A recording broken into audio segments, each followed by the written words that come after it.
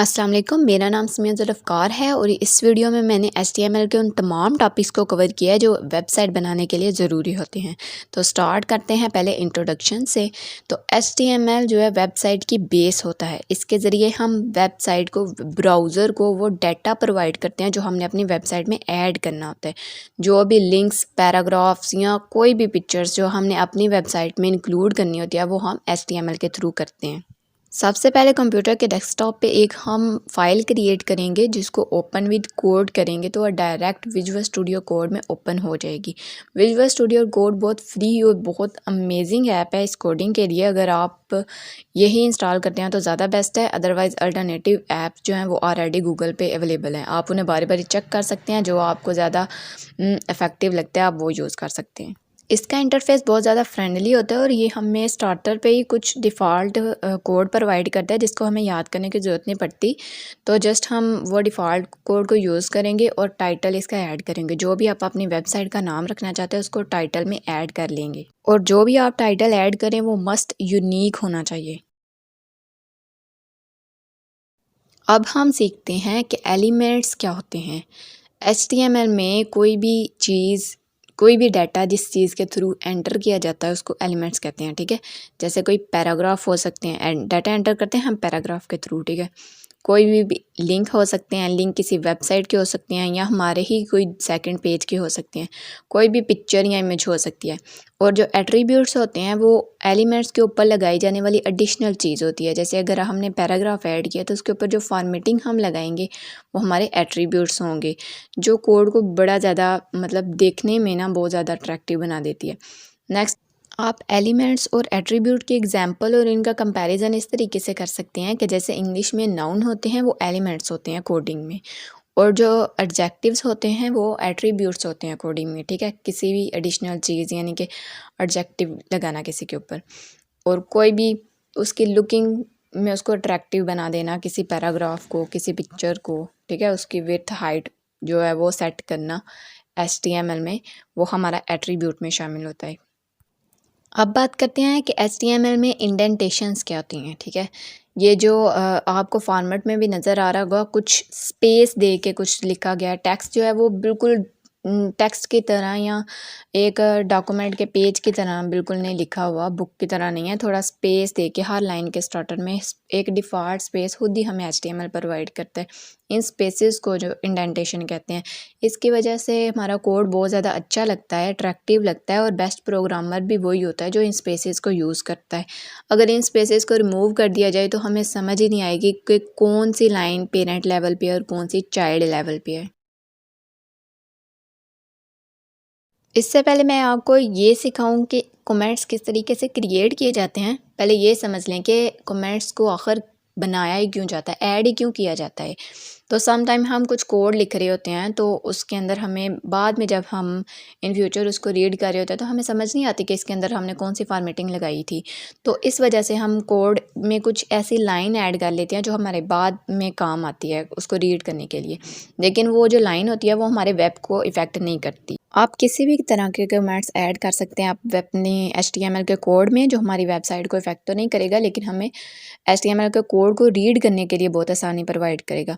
इसके लिए कुछ शॉर्टकट्स होते हैं, कंट्रोल प्लस बैकस्लैश अगर करें ना तो कमेंट हो जाएगा। अगर आप इसको बार बार ट्राई करें तो आपको ये कोड और टैग जो हैं ये याद हो जाएंगे। जैसे ये लाइन अभी कमेंट की है और ये जो हमारे वेब पेज पे इफ़ेक्ट नहीं करेगी। अब सीखते हैं कि HTML में हम हेडिंग्स किस तरीके से ऐड कर सकते हैं। किसी पे पैराग्राफ के टाइटल पे अगर हमने हेडिंग ऐड करनी होती है तो वो किस तरीके से हम ऐड करेंगे HTML में। तो जो हेडिंग का टैग होता है वो एच से ही होता है, ठीक है। तो इसको ज़्यादा मतलब इस तरह नहीं है कि हमें भूल जाएगा। टैग्स HTML में जितने भी टैग्स हैं वो उसके नाम से ही हैं। जैसे इमेज का टैग इमेज के नाम से है, वैसे हेडिंग का टैग हेडिंग के नाम से है। और HTML में हेडिंग के डिफरेंट साइज़ हैं। जो H1 है वो बड़ी साइज़ की हेडिंग, H2 उससे छोटे, H3 उससे छोटे, इस तरह स्मॉल होते जाएंगे। तो हम H1 या H2 सिंपल एक हेडिंग लेके मैं इसका आउटपुट आप पहले आपको दिखाती हूँ। तो इसके सेंटर में अगर हम कोई चीज़ नहीं लिखेंगे तो वो हमें आउटपुट में कुछ भी शो नहीं होगा, क्योंकि ये एक जस्ट टैग है। एक दफ़ा रन करके देखते हैं इसको आउटपुट में। तो अभी इसी वजह से यहाँ पे कुछ भी शो नहीं हुआ, क्योंकि देख लें ये जो वो प्रीवियस हमने कोड लिखा हुआ था ये जस्ट वही है, कोई भी हेडिंग ऐड नहीं हुई हुई। तो पहले तो इस कोड को यहाँ से मैं ख़त्म करना चाहूँगी, इसको मैं कमेंट कर देती हूँ ताकि वो नेक्स्ट मुझे ना डिस्टर्ब करे। अभी मैं इस सारे के सारे कोड को कमेंट करती हूँ इसलिए कि ये हमारे वेब पेज पे हमें इफ़ेक्ट नहीं करेगा, ठीक है। तो और जो हेडिंग हमने लिखी थी उस हेडिंग के अंदर डाटा एंटर करते हैं तो वो उसका आउटपुट चेक कर। हेडिंग के टैग के अंदर आप कुछ भी लिख सकते हैं, मैंने हेडिंग ही लिखा है। अब इसका आउटपुट चेक करते हैं तो ये जो हमारा वेब पेज है उसके ऊपर है एक हेडिंग बन जाएगी और ये H1 मैंने लिया 2 लिया है तो इस वजह से ये बड़े साइज़ की बनी है। इससे छोटे साइज़ के लिए हमें इसके नंबर्स चेंज करने पड़ेंगे, ठीक है। बेस्ट प्रोग्रामर तो वही होता है जो शॉर्ट टाइम में ज़्यादा कोड लिख ले, तो इसके लिए हम शॉर्टकट ही यूज़ करते हैं। जैसे हेडिंग के शॉर्ट करने के लिए हम उस हेडिंग का नंबर जैसे H1 H2 H3 और कितनी हेडिंग्स हमें रिक्वायर्ड हैं जितनी हमने लेनी है वो साथ हम नंबर लिखेंगे, ठीक है। जैसे हमने H2 लेना है और कितनी हेडिंग्स लेनी है 3 लेनी है 4 लेनी है तो एंटर प्रेस करेंगे और हमारे पास उतनी हेडिंग्स आ जाएंगे। उन हेडिंग्स के अंदर आप हेडिंग्स का नाम एंटर कर सकते हैं, जैसे कोई भी कलर नेम, कोई भी डिवाइसेस, कोई भी टॉयज़, कोई कुछ भी आप ऐड करना चाहें, जो आपका टॉपिक है, जो आपके पैराग्राफ की हेडिंग है वो ऐड करें। और इस तरीके से हम ये हेडिंग्स ऐड की वन बाय वन सारी जो हमने शॉर्टकट से क्रिएट की थी। आउटपुट एक दफ़ा इसका चेक करते हैं तो ये हमारी हेडिंग्स बन गई हैं।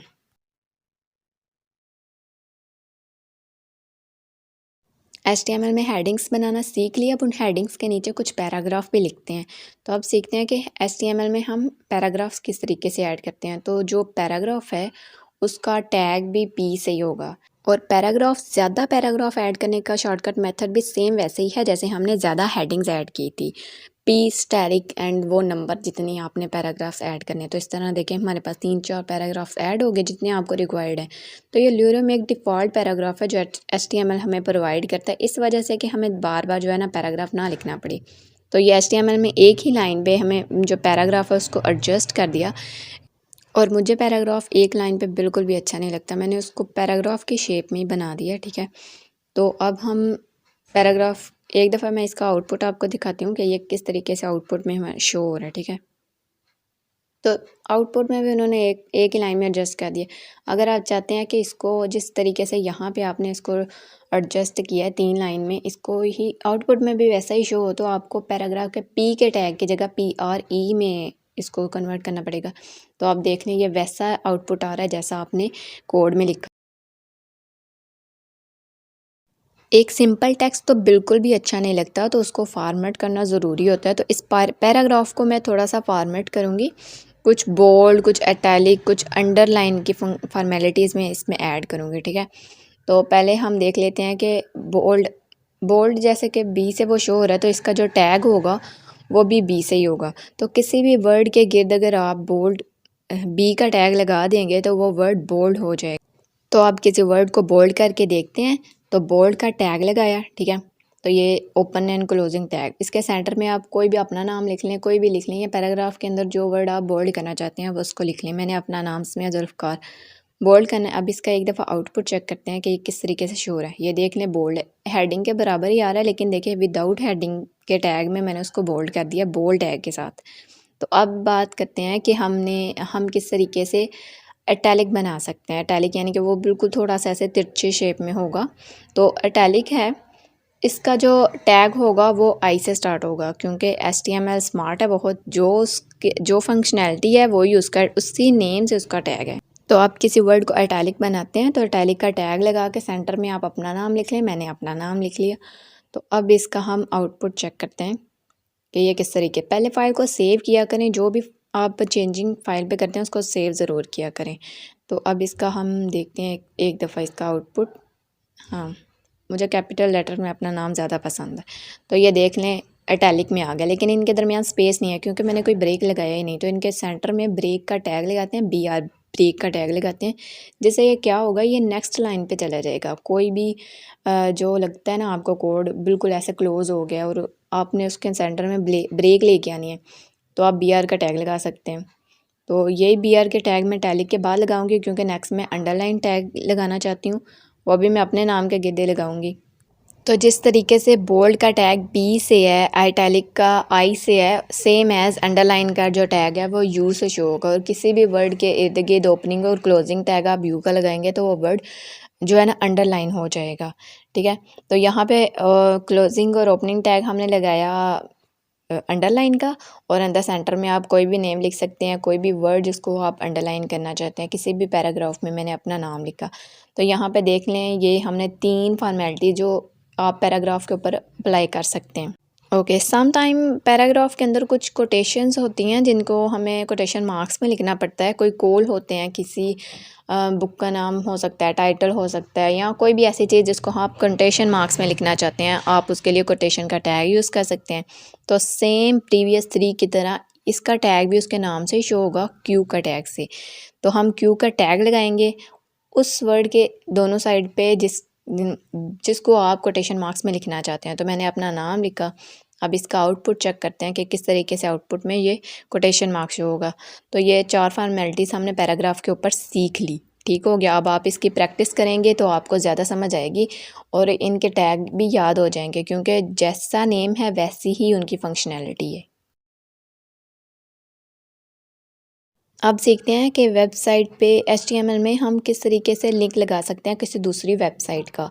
तो फॉर एग्ज़ाम्पल अगर आपने कोई पैराग्राफ लिखा है तो उसमें आपने किसी यूनिवर्सिटी के बारे में लिख दिया है, तो आप चाहते हैं कि आप जो रीडर है वो रीड करे पैराग्राफ। तो अगर उसको समझ नहीं आता कि ये यूनिवर्सिटी कौन सी है, तो साथ नीचे छोटा सा एक लिंक लगा दें जिसको ऊपर क्लिक करने से वो उस यूनिवर्सिटी की वेबसाइट पे पहुंच जाएगा। ठीक है, ऐसे आप किसी भी वेबसाइट का किसी भी चैनल का URL कॉपी करके यहाँ पे पेस्ट कर सकते हैं। तो वेबसाइट पे लिंक, एक तो आप HTML में किसी दूसरी वेबसाइट का लिंक लगा सकते हैं, दूसरा आप अपने ही किसी पेज का लगा सकते हैं। फॉर एग्ज़ाम्पल आपने वेबसाइट के 2 3 4 पेजेस बनाए हुए हैं, तो उन सबको आपस में जोड़ना भी तो होता है ना। तो उन सबको आपस में लिंक करने के लिए भी ये लिंक यूज़ किए जाते हैं। तो इसके लिए एंकर टैग यूज़ किया जाता है। एंकर ए से होता है, तो इस वजह से जो लिंक लगाने का टैग होता है वो ए से होता है। ए और साथ HREF लिखते हैं। HREF से हम सेंटर में वो लिंक लगा देते हैं जिस वेबसाइट पे हम जाना चाहते हैं या जिसके बारे में हमने लिखा हुआ था। ठीक है, तो यहाँ पे मैं गूगल का जो है पाथ लगा दूँगी, कोई भी सोर्स लगा दूँगी। गूगल का मैंने लगाया, आप किसी वेबसाइट का लगा सकते हैं जिस पे आप अपने यूज़र को भेजना चाहते हैं। तो इसको रन करके देखते हैं एक दफ़ा आउटपुट में। तो जिसका आपने सोर्स लगाया ना उसको अल्टरनेटिव उसको उसका नाम भी लिखना है। जैसे आपने कोई यूनिवर्सिटी के बारे में लिखा हुआ है तो उसका सोर्स लगाया है तो उसका नाम भी लिखना है कि ये यूनिवर्सिटी है। वैसे मैंने गूगल का लगाया तो मैंने गूगल का नाम भी लिखा है कि ये गूगल है। अब इसके ऊपर क्लिक करने से गूगल का जो हमने लिंक लगाया तो हमारे पास गूगल ओपन हो गया। लेकिन ये जो हमारा HTML का पेज था ये उसके ऊपर ही ओपन हो गया, यानी कि हमारा जो HTML का पेज था वो रिमूव हो गया और मतलब बैक हो गया था। लेकिन मैं चाहती हूँ कि ये हमारा HTML का पेज बैक ना हो, वो भी रहे और साथ जो है ना एक न्यू पेज ओपन हो जाए, न्यू टैग ओपन हो जाए। तो उसके लिए टारगेट का मैं लगाना चाहूँगी, वो लगाया और आप देख लें HTML और गूगल ये दोनों सेपरेट सेपरेट टैग में ओपन है। अब सीखते हैं कि हम HTML में ईमेल किस तरीके से लगा सकते हैं। तो जो ईमेल होते हैं, ईमेल लिंक्स होते हैं, वो पैराग्राफ के अंदर लगाए जाते हैं, क्योंकि समटाइम हम पैराग्राफ के अंदर कुछ ऐसी बात कर रहे होते हैं जिसके लिए ज़्यादा इंफॉर्मेशन तो हम वहाँ पे नहीं प्रोवाइड कर सकते। तो हम ये लिख देते हैं कि for more details contact us on this email for example. ठीक है, तो हम एक पैराग्राफ के टैग के अंदर बनाते हैं। तो सबसे पहले एक पैराग्राफ का टैग बनाएंगे इधर, और उसके अंदर हम ईमेल का टैग बनाएंगे। ईमेल का टैग भी एंकर टैग से ही शो करते हैं, क्योंकि ये इमेज जैसा ही होता है, तो इसको भी हम एंकर टैग लगाएंगे इसके अंदर। तो एंकर टैग और साथ हम इसका HREF और सोर्स प्रोवाइड करेंगे। सोर्स में इसमें और ईमेल में और पिक्चर्स में थोड़ा सा डिफरेंस होगा। वो ये कि दूसरे लिंक्स में थोड़ा सा डिफरेंस होगा कि इसमें मेल टू यानी कि ये प्रोवाइड किया जाता है। तो साथ अपना हम पूरा ईमेल लिख सकते हैं, जो भी ईमेल है। यहाँ पे मैंने अपना ईमेल ऐड किया है। तो आप और जिस तरीके से जो वेबसाइट के लिंक्स लगाए जाते हैं, वैसे हम लिंक लगाने के बाद उसका नाम भी लिखते हैं ना। जैसे हमने गूगल का पाथ लगाया तो गूगल का नाम लिखा था, वैसे ईमेल का अगर हमने वो पाथ लगाया ना तो साथ हमने ईमेल भी लिखना है। ठीक है, अब हम इसको एक दफ़ा रन करके चेक करते हैं। आउटपुट देखते हैं इसका, तो फिर मैं आपको बताती हूँ कि किस तरीके से ये आउटपुट में शो होगा। तो अभी जो वेबसाइट का लिंक और ईमेल का लिंक इकट्ठा था, मैंने उसको br टैग से सेपरेट किया और ये आउटपुट में ईमेल का जो टैग है वो लग गया है, ठीक है, इसका लिंक लग गया। अब इसके ऊपर क्लिक करने से हमारे पास ये ईमेल का पूरा फॉर्मेट वगैरह आ जाता है कि आप किस तरीके से ईमेल को सेंड कर सकते हैं। अब हम सीखते हैं कि HTML में हम इमेजेस को कैसे ऐड कर सकते हैं। तो इमेज के लिए जो टैग है वो इमेज के नाम से ही है, ठीक है, जो उसका टैग है वो उसके नाम से ही शो हो रहा है।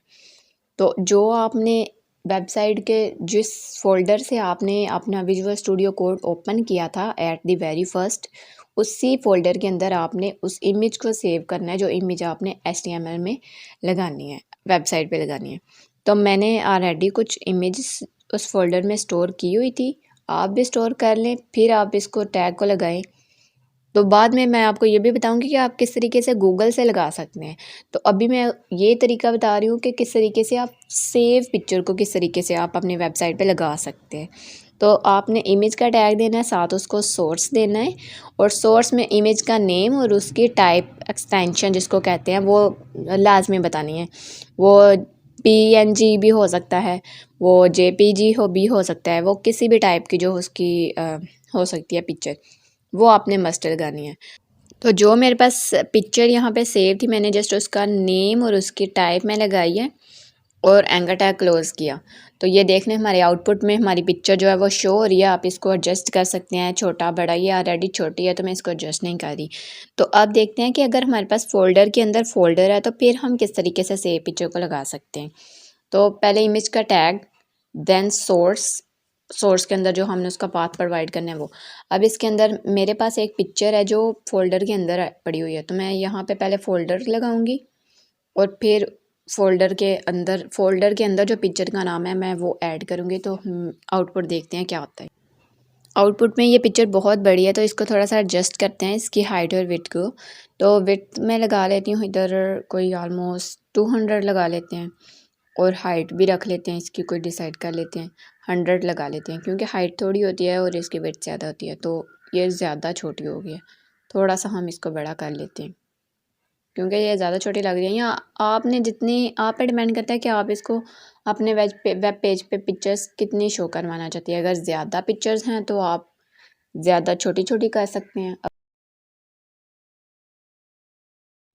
अब हम सीखते हैं कि HTML में मार्के टैग किस तरीके से लगा सकते हैं। तो जो मार्के टैग है ये एक मूवेबल टैग है, इसके ज़रिए हम किसी भी टेक्स्ट को वेबसाइट पे मूव करवा सकते हैं, टू लेफ़्ट टू राइट और राइट टू लेफ़्ट, जिस तरीके से आप करवाना चाहिए डिपेंड करते हैं आप पे। इसका जो टैग है ये उसके नाम से ही शो हो रहा है, और जिस भी वर्ड के दोनों साइडों पे हम मार्के टैग लगाएंगे वो हमारी वेबसाइट के ऊपर मूव होता हुआ नज़र आएगा। सम टाइम वेबसाइट के टॉप पे या वेबसाइट के बॉटम में कोई एड्रेस होता है जो मूव होता हुआ हमें नज़र आ रहा होता है, तो इस वजह से ये ज़्यादा यूज़ किया जाता है। तो मैंने अपने नाम के गिर्द जो है वो मार्के टैग लगवाया। अब मैं आपको इसका आउटपुट दिखाती हूँ कि ये किस तरीके से वेबसाइट पे हमें मूव होता शो होगा। तो यहाँ बॉटम पे चेक करें, मेरा नाम मूव होता हुआ शो हो रहा है राइट से लेफ़्ट साइड की तरफ।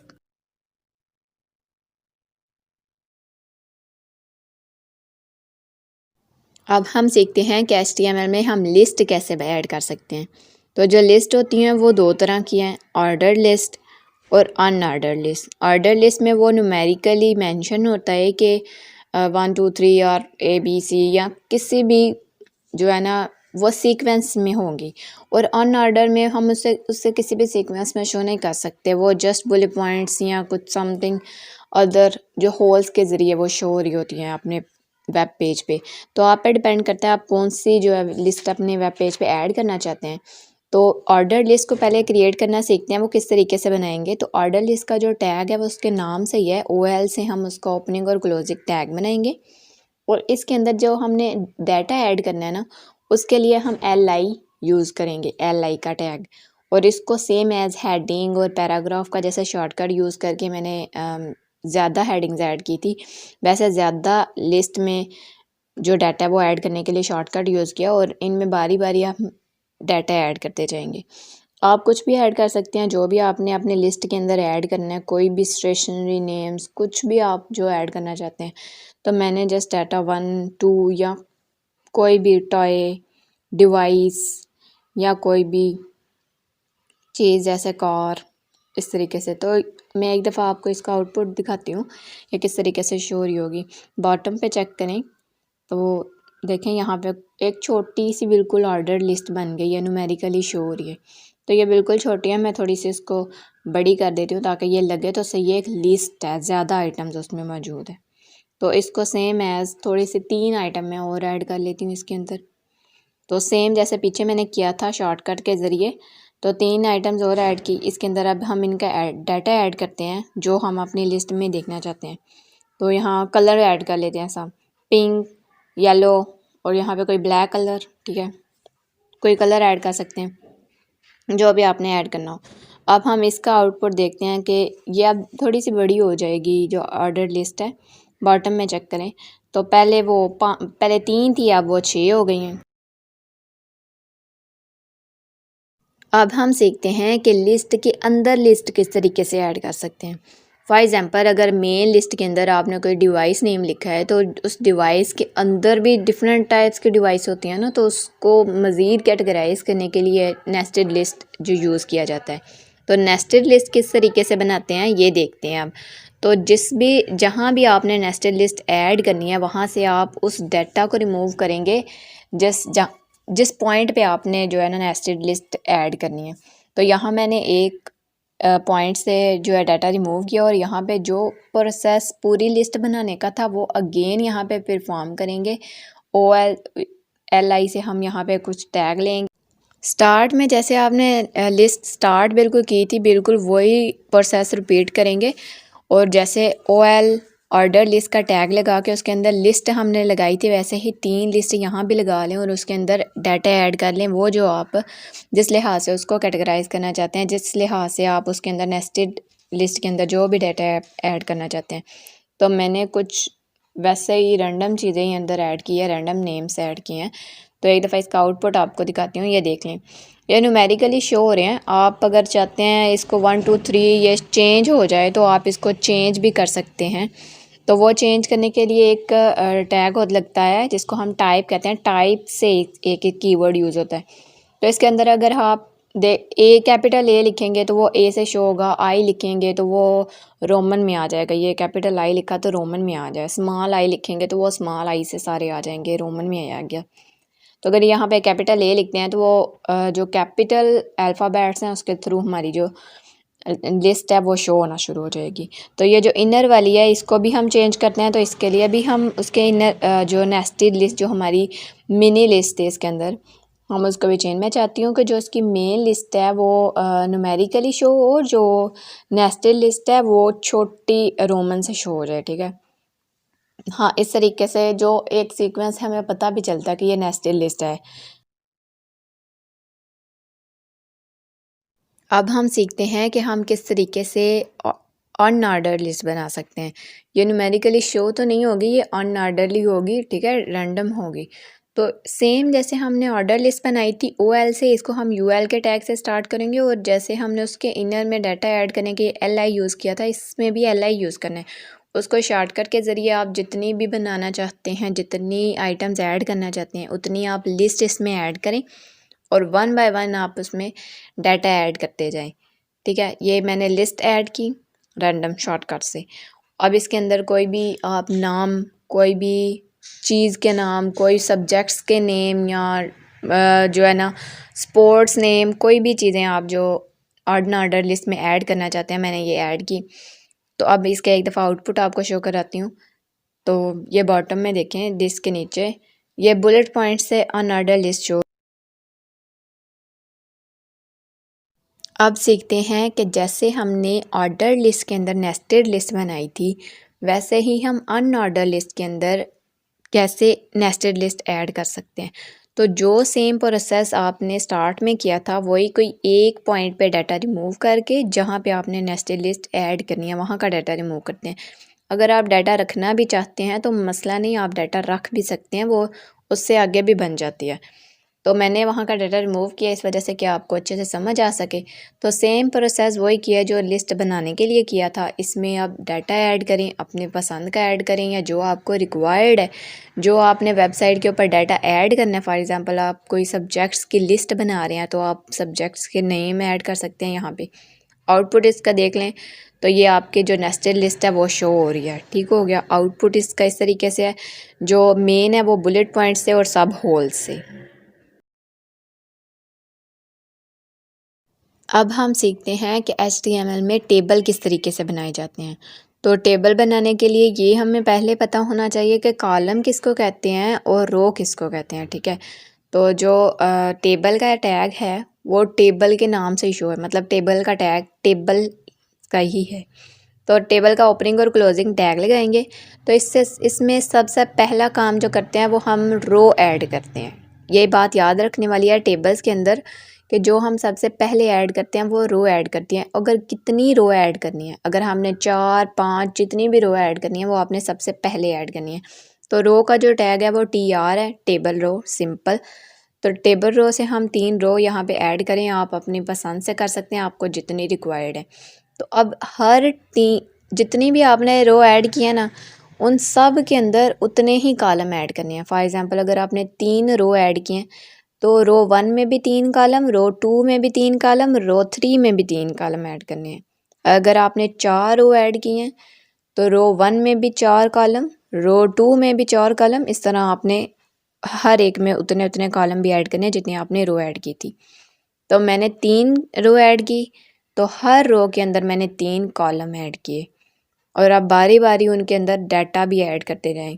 कॉपी पेस्ट करके काम इजी हो जाता है और बेस्ट प्रोग्रामर और कोडर भी वही होते हैं जो कॉपी पेस्ट और फास्ट कोडिंग करते हैं, शॉर्टकट्स यूज़ करते हैं।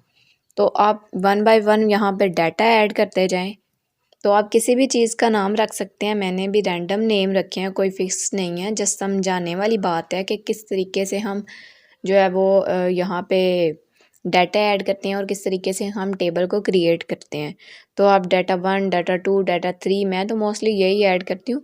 आपने अगर टेबल के अंदर जैसे अटेंडेंस मार्क्स या कुछ भी एक तरफ स्टूडेंट्स के नेम रखने हैं एक फर्स्ट रो में, सेकंड में आपने मार्क्स ऐड करने हैं, थर्ड में आपने परसेंटेज ऐड करनी है, जो भी आप ऐड करना चाहते हैं वो आप ऐड कर सकते हैं।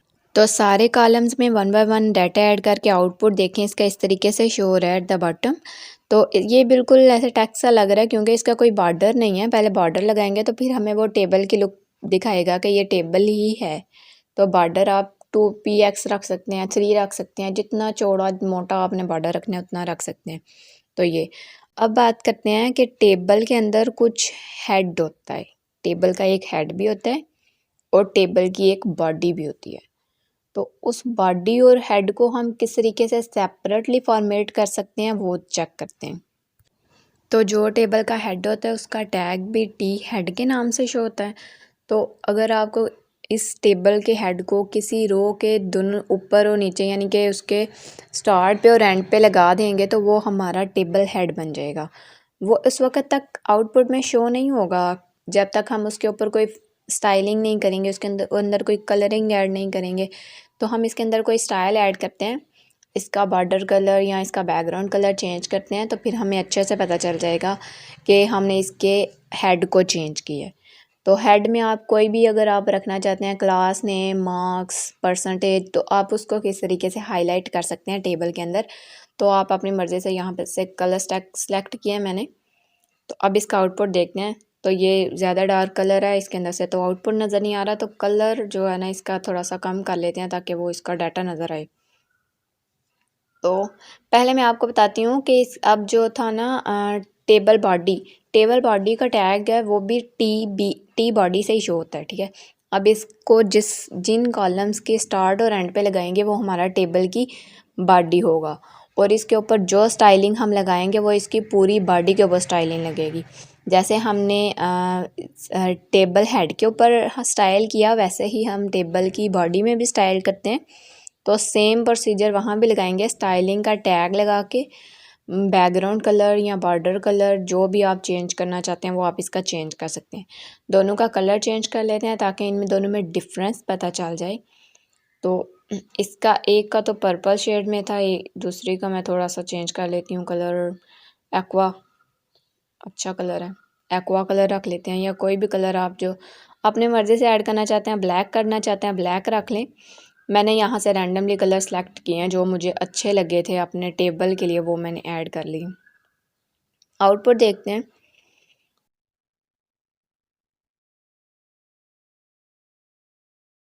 अब हम सीखते हैं कि हम टेबल के अंदर टेबल कैसे ऐड कर सकते हैं। ठीक है, जैसे लिस्ट थी, लिस्ट के अंदर हमने लिस्ट ऐड की, ऑर्डर लिस्ट के अंदर भी ऐड किया था, अनऑर्डर लिस्ट के अंदर भी ऐड किया था। वैसे टेबल के अंदर भी जब टेबल ऐड किया जाता है तो उसको नेस्टेड टेबल कहते हैं। ठीक है, अब टेबल जो है वो नेस्टेड टेबल किसी भी पॉइंट पे हो सकता है, किसी भी कॉलम में हो सकता है। जो नेस्टेड टेबल है वो कॉलम में ऐड होता है। ठीक है, कॉलम का एक डाटा रिमूव करके हम उस उधर जो है नेस्टेड टेबल बनाते हैं। तो ये सेम प्रोसेस रिपीट करना पड़ेगा, इसलिए मैंने इसी टेबल को कॉपी कर लिया और एक कॉलम के डाटा को रिमूव करके वहाँ पे मैंने सारा टेबल पेस्ट कर दिया जो ऑलरेडी मैं बना चुकी थी। मैं इसका कलर चेंज करती हूँ ताकि अच्छे से आउटपुट में पता चल जाए कि कौन सा हमारा नेस्टेड टेबल था और कौन सा हमारा मेन टेबल था। कलर यहाँ से थोड़े से इसके मैंने थोड़े सॉलिड कलर रखे हैं, पिछले के मैंने थोड़े से चेंज रखे थे, इसके थोड़े से डार्क कलर। अब इसका आउटपुट चेक करते हैं। ये देख लें बॉटम में वो मेन जो था, जो हमारा मेन टेबल है वो किस तरह का है और जो हमारा नेस्टेड टेबल है वो किस तरीके का है।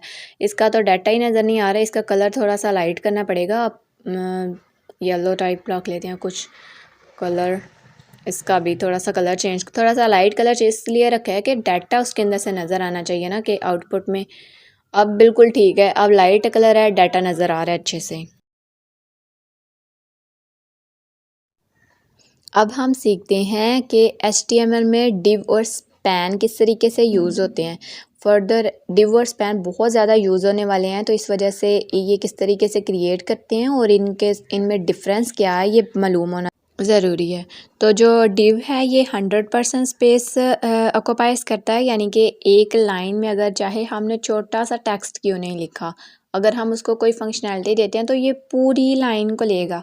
लेकिन जो स्पैन है वो बिल्कुल जितना टेक्स्ट है ना उतनी ही जगह लेता है। जब हम इसके ऊपर कलर करते हैं तब हमें ज़्यादा पता चलता है। तो जो इनके टैग हैं वो इनके नाम से ही शो हो रहे हैं।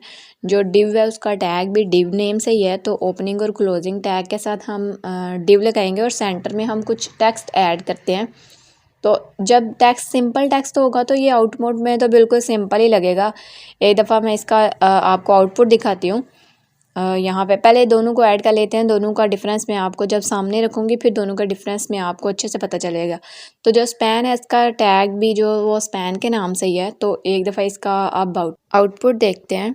तो इनके सेंटर में आप कोई भी टेक्स्ट लिख सकते हैं, तो जिसके गिर्द आपने जिसको स्टाइल आपने करना हो। तो ये विदाउट स्टाइलिंग या कलर कोई भी इफ़ेक्ट नहीं करेगा। देखें जैसे बिल्कुल सेम सेम लग रहा है ना। इनके सेंटर में थोड़ी सी स्पेस देते हैं ताकि ये अच्छे से स्पेस ब्रेक स्पेस होगा ना तो ये अच्छे से समझ आती है। अब इनको कोई स्टाइल देते हैं, कोई बैकग्राउंड कलर दे लेते हैं, जैसे हमें पता चलेगा कि डिव जो होता है वो पूरी लाइन पे होता है और जो स्पैन होता है वो सिर्फ उतना ही होता है जितना कलर होता है, जितना वो वर्ड होता है। तो हमने इसको डिव को दे दिया एक टेक्स्ट, एक बैकग्राउंड कलर, कोई भी स्टाइलिंग मैंने एक डिव को लगाई। अब वही स्टाइलिंग जो है ना वो मैं लगा देती हूँ स्पैन में। दोनों को फॉर्मेट करने के बाद देखते हैं कि इनका आउटपुट किस तरीके से आता है। तो ये देख लें स्पैन पे नहीं लगा, स्पैन पे शायद क्लोजिंग टैग 2 दफ़ा लग गया।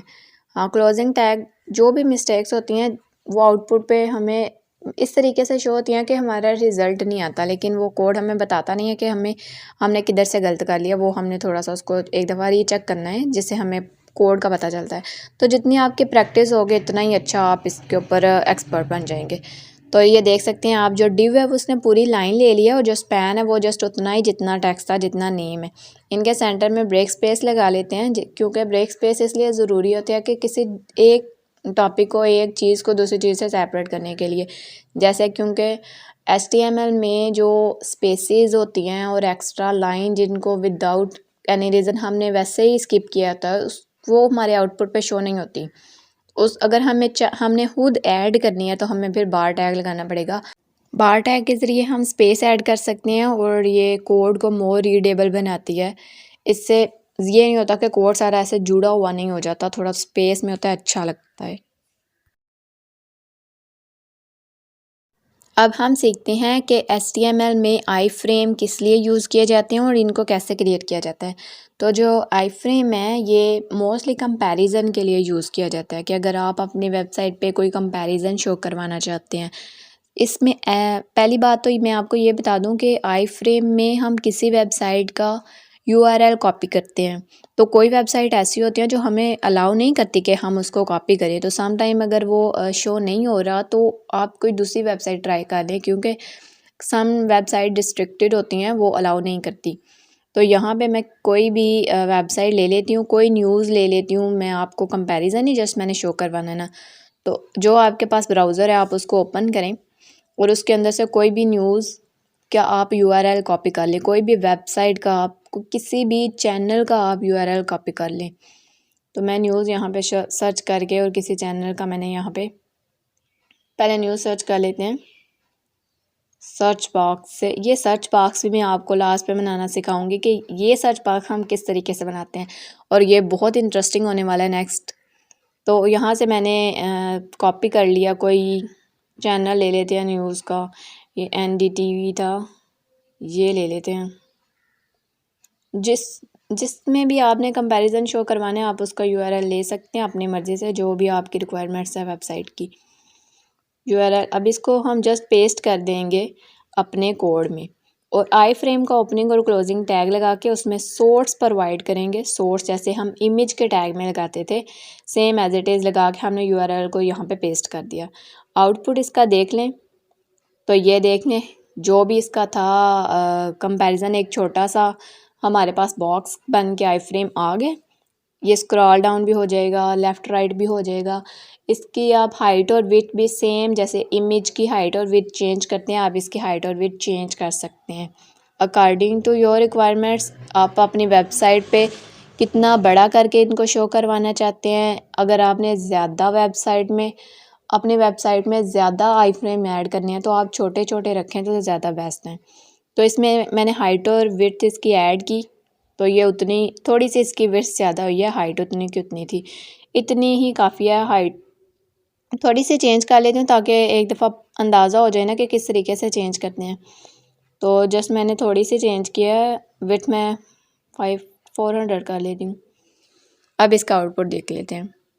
ये थोड़ी सी ज़्यादा हो गया, अब इतनी काफ़ी है। अब जो नेक्स्ट मैं लगाऊंगी वो इसके साथ ही आ जाएगी, तो कंपैरिजन अच्छा हो जाएगा। तो इसको कॉपी पेस्ट कर लेते हैं, यानी कि किसी दूसरे चैनल से लेते हैं हम। एक मैंने NDTV का लिया था, अब एक किसी दूसरे चैनल का ले लेते हैं। URL हम यहाँ से कॉपी करेंगे इसका और उसको हम पेस्ट कर देंगे वहाँ पे। ये इंडिपेंडेंट TV वालों का है, अर्थक्वेक की मैंने न्यूज़ ली थी। जस्ट कंपैरिजन शो करवाना है, तो आई फ्रेम दोबारा लगाएंगे, दोबारा सोर्स टैग लगाएंगे और जस्ट हम वो जो हमने URL किसी वेबसाइट का, किसी चैनल का जो हमने कॉपी किया था उसको यहाँ पे पेस्ट करेंगे और उस टैग को हम क्लोज़ कर देंगे आई फ्रेम के टैग को। सिंपल। इसको भी आप जैसे प्रीवियस को हमने हाइट और विड्थ दी थी, सेम वैसे ही इसको आप विड्थ 400 और हाइट भी इसको प्रोवाइड कर सकते हैं, ताकि ये कंपैरिजन अगर लग रहा है तो उनकी शेप भी बिल्कुल एक जैसी हो, तो वो टोटली कंपैरिजन लगेगा। तो यहाँ पे हाइट और विड्थ अपने हिसाब से आप एडजस्ट कर लें, और यहाँ पे ये देख लें ये शो हो गया आउटपुट, ठीक है। अब हम सीखते हैं कि HTML में हम ऑडियो किस तरीके से ऐड कर सकते हैं। तो जो ऑडियो है उसका जो टैग होगा वो ऑडियो के नाम से ही होगा, मतलब सेम वैसे ही इमेज का टैग इमेज के नाम से है तो ऑडियो का टैग भी ऑडियो के नाम से है। तो इसमें जस्ट हम एक चीज़ एडिशनल जो होगी, जो हमें याद रखनी है और बार बार याद रखनी है, कि इसमें आपने कंट्रोल लगाना है, क्योंकि ऑडियो और वीडियो दो ऐसी चीज़ें हैं जिनको हम कंट्रोल करते हैं, वॉल्यूम अप एंड डाउन करते हैं, आगे और पीछे स्क्रॉल डाउन करते हैं उसको, ठीक है। तो ये एक उसका फॉर्मेट तो बन के आ गया, लेकिन अब इसके अंदर जो इसकी वॉइस है मैंने वो ऐड नहीं की। तो जो भी आपने ऑडियो अपने वेबसाइट पे लगानी है ठीक है। कोई भी मैसेज आपने लगाना है उसको आपने उसी फोल्डर में सेव करना है जिस फोल्डर से आपने HTML को, इस कोड को, इस विजुअल स्टूडियो कोड को ओपन किया था। तो यहाँ पे मैं जस्ट जो ऑडियो है वहाँ का ऑडियो के साथ मैं सोर्स लगा के, पहले तो मैंने BR टैग लगाए हैं, इस वजह से लगाए हैं कि ये नेक्स्ट लाइन पे शो हो, वो बिल्कुल उसके साथ शो हो रहा था, मुझे अच्छा नहीं लग रहा था। आपकी अपनी मर्ज़ी, अगर आपको अच्छा लग रहा था तो मैंने कंट्रोल्स के साथ कंट्रोल लगाया। अब यहाँ पे मैं इसको सोर्स प्रोवाइड करूँगी, वो पाथ जहाँ से जो हमारा HTML है वो ऑडियो को गेट करेगा। तो सोर्स लगाया, साथ SRC लगाएंगे और यहाँ पे मैं यहाँ पे जो मैंने अपनी ऑडियो सेव की हुई है, जो मेरी फाइल्स हैं उनके अंदर मैंने एक ऑडियो सेव की, उस ऑडियो का नेम मैं जस्ट यहाँ पे लगाऊंगी, नेम और उसकी टाइप लगानी बहुत ज़्यादा ज़रूरी है, तो साथ मैं नेम और उसकी टाइप लगा दूँगी। ये फ़ोल्डर के अंदर थी तो इस वजह से मैंने फ़ोल्डर का नेम पहले ही लिखा है। तो अगर फ़ोल्डर के अंदर हो तो इस तरीके से लगाते हैं, अगर इमेज भी फ़ोल्डर के अंदर हो तो वो भी सेम ऐसे ही लगाते हैं। तो यहाँ पे देख लें, यहाँ पे अब इसके ऊपर टाइमर भी आ गया, मैं इसके 3 पॉइंट समथिंग वो इतने मिनट्स की ये वॉइस है। तो ये जब प्ले करेंगे तो ये स्टार्ट हो जाएगी, उसका टाइम भी हो रहा है। यहाँ से आप इसकी वॉल्यूम अप एंड डाउन और इसको आगे पीछे कर सकते हैं। अब ठीक है, इस तरीके से ये सिंपल है बहुत ज़्यादा, जितना ज़्यादा आप प्रैक्टिस करेंगे उतना एक्सपर्ट बन जाएंगे। अब हम सीखते हैं कि HTML में वीडियो कैसे ऐड करते हैं। ये ऑडियो और वीडियो है तो मोस्ट इम्पोर्टेंट कि इनको ऐड कैसे करना है ये आना चाहिए, और ये है भी बहुत ज़्यादा आसान। तो पहले BR टैग लगाए इस वजह से कि जो वीडियो है वो हमारी नेक्स्ट लाइन से हो, वरना ये उसके साथ से स्टार्ट हो जाएगी नेक्स्ट से। तो वीडियो का टैग भी वीडियो ही होगा। तो वीडियो का हमने एक टैग लगाया, इसमें भी हमें कंट्रोल लगाना मस्ट है, ये भूलना नहीं है, क्योंकि ऑडियो और वीडियो में हम उस चीज़ को कंट्रोल करते हैं, तो इस वजह से कंट्रोल का टैग लगाना है। एक दफ़ा इसका जो फॉर्मेट है वो देख लें, ये फॉर्मेट बन के आ गया हमारे पास। अब इसके अंदर हम वो सोर्स लगाएंगे जहाँ से हमारा HTML जो वो वीडियो गेट कर लेगा। तो पहले सोर्स लगाया, SRC जी सोर्स लगा के अब यहाँ पे हम जिस फोल्डर से आपने इसको ओपन किया था उसी फोल्डर में आपने इसको जो वीडियो आपने यहाँ पे ऐड करनी है वो उसी फोल्डर में रखनी है। आप पहले ही उस फोल्डर में अपनी ऑडियो, वीडियो, PDF और जो भी आपने HTML में ऐड करना है जो आपको ज़रूरी है आप उसमें पहले रखा करें। तो यहाँ पे मैंने जस्ट उसका पाथ वहाँ पे लगाया था और मेरे पास इधर वीडियो आउटपुट में आ गई है। तो आप ये देख सकते हैं ये आगे भी हो रही है और यहाँ से कंट्रोलेबल है क्योंकि मैंने कंट्रोल लगाया था इसके ऊपर। वॉल्यूम भी अप एंड डाउन आप कर सकते हैं। अब हम सीखते हैं कि हम HTML में PDF कैसे डाउनलोड कर सकते हैं, मतलब लगा सकते हैं। तो PDF पहली बात तो आपके पास होनी चाहिए, अच्छे फॉर्मेट में होनी चाहिए, अच्छे टेक्स्ट में होनी चाहिए, स्क्रॉलेबल होनी चाहिए, बहुत लेंथी नहीं होनी चाहिए, मतलब 1000-2000 के वो लोडिंग पे ही लग जाएगा आपका HTML। तो एक शॉर्ट सी PDF ले लें। तो PDF का जो टैग है वो एम्बेडेड टैग है, यानी कि हम इसको एम्बेडेड के थ्रू करेंगे। इसको और भी ज़्यादा टैग के थ्रू किया जा सकता है, लेकिन जो एम्बेडेड है वो बहुत ज़्यादा आसान है, क्योंकि नेक्स्ट में आपको 2-3 मेथड बताऊंगी जो एम्बेडेड के थ्रू हो रहे होंगे। तो इसलिए एम्बेडेड टैग को याद रख लें। तो एम्बेडेड टैग के ज़रिए मैं सोर्स लगा दूंगी PDF का, जो PDF मैंने उसी फोल्डर में सेव की थी जिस फोल्डर से मैंने इस कोड को ओपन किया था। तो उसका मैंने नेम और उसकी मैंने टाइप लगा दी। टाइप मस्त लगानी है साथ और सही लगानी है तभी वो शो होगी। तो यहाँ पे देख लें जो हमारी PDF है वो यहाँ पे शो हो रही है, स्क्रॉल भी हो रही है और है छोटी। आप इसको जैसे पिक्चर का साइज़ आप बड़ा और छोटा कर लेते हैं, वैसे मेथड से आप इसको PDF को भी अपने हिसाब से एडजस्ट कर सकते हैं। बड़ी दिखाना चाहते हैं तो बड़ी दिखा सकते हैं, इससे भी छोटी दिखाना चाहते हैं तो आप इससे भी छोटी दिखा सकते हैं, अकॉर्डिंग टू योर चॉइस। मैं आपको इसकी हाइट और वेट थोड़ी सेट करके दिखा देती हूँ, तो आप इसका एक दफ़ा आउटपुट देख लें। ये देख लें बड़ी हो चुकी है, ठीक है, और शो भी हो रही है अच्छे तरीके से। तो हाँ, इस तरीके से आप अपनी PDF ऐड कर सकते हैं अपने HTML के थ्रू। आप जितनी ज़्यादा इसकी प्रैक्टिस करेंगे उतना ही ज़्यादा आपको ये चीज़ें याद रहेंगी, और ये बहुत ज़रूरी होती हैं एक कोडर के लिए जानना। अगर आपको ऑडियो, वीडियो और PDF वगैरह नहीं लगानी आती तो कुछ नहीं आता। अब सीखते हैं एम्बेडेड यूट्यूब लिंक, यानी कि जो मैंने वीडियो ऐड की थी वो तो ऑलरेडी मैंने अपने फ़ोल्डर के अंदर सेव की हुई थी ना, तो जो अगर आपके पास वीडियो है ही नहीं और आपने वो ऐड करनी है अपने वेबसाइट के ऊपर, तो आप किस तरीके से यूट्यूब के ऊपर से लिंक ले के उसको ऐड कर सकते हैं। तो इसके लिए जो इसका टैग होगा इसको लगाने का, वो एम्बेडेड टैग यूज़ करेंगे। तो हम सबसे पहले यूट्यूब पे जाएंगे, वहाँ से कोई भी वीडियो लेंगे, कोई भी ले सकते हो जो आप, अगर आप कोई यूनिवर्सिटी की इंफॉर्मेशन के बारे में बताना चाह रहे हो या आपने अपना ही कोई मैसेज देना है जिसको आपने यूट्यूब के ऊपर भी पोस्ट किया हुआ है और आप उसको अपनी वेबसाइट में भी शो करना चाहते हो, तो आप किसी भी यहाँ पे कोई भी आप वीडियो लें, वीडियो के जो 3 डॉट्स होते हैं, शेयर वाला ऑप्शन होता है, जहाँ से शेयर वाले ऑप्शन आते हैं, तो यहाँ से कोई भी वीडियो ले लें। कुछ वीडियो ऐसी होती हैं जो अपना एम्बेडेड लिंक शो नहीं करती, वो डिस्ट्रिक्ट्स होती हैं वो अपना एम्बेडेड लिंक शो नहीं करती, लेकिन सम बहुत ज़्यादा पे होता है। तो आप यहाँ पे शेयर के ऑप्शन से एम्बेडेड लिंक यहाँ से कॉपी करेंगे और सिंपल इसको जाके पेस्ट करना है। कोई टैग नहीं लगाना, एम्बेडेड लिंक में ऑलरेडी टैग लगा होता है। अगर आप उसमें और ज़्यादा टैग लगाएंगे तो वो फिर आउटपुट में शो नहीं होगा। तो ऑलरेडी इसके ऊपर टैग लगे हुए हैं, ऑलरेडी इसकी हाइट विड्थ सेट होती है, जस्ट आपने उसको वहाँ से कॉपी करना है और यहाँ पे पेस्ट करना है। हाँ, अगर आप चाहते हैं इसको अपनी मर्ज़ी से चेंज कर सकते हैं, इसकी हाइट और विड्थ, इसको छोटा बड़ा आप इसको कर सकते हैं। तो ये देख लें, वहाँ से मैंने एम्बेडेड लिंक कॉपी की और यहाँ पे जस्ट पेस्ट किया, कोई टैग नहीं लगाया और ये हमारे पास वीडियो आउटपुट में लग गई है।